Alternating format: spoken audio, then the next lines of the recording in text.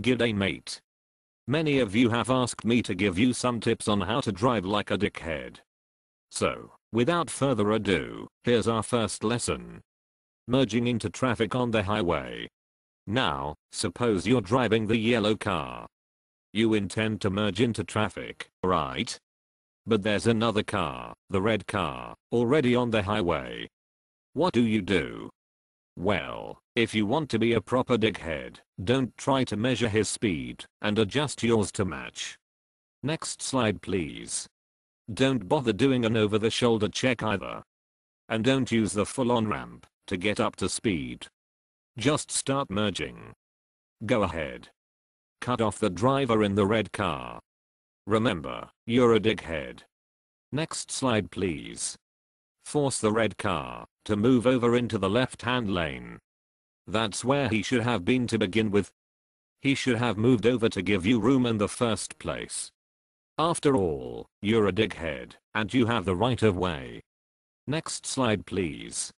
Never mind that you might have caused an accident if there were already other cars in the left-hand lane.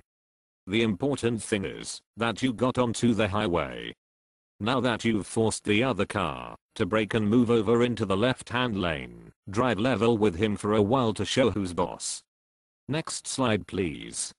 Now that you're on the highway, discover that you indeed do have an accelerator. Press that sucker to the floor and get up to highway speeds. Go even faster than the speed limit now that you're on the highway. Remember, you're a dickhead.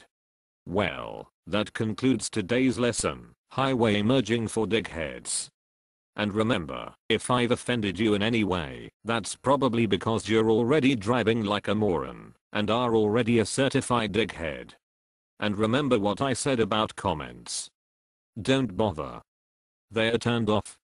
And don't send me any emails. I won't friggin' read them. Hooah. See y'all again at my next lesson, Advanced Highway Merging for Dickheads. G'day mate.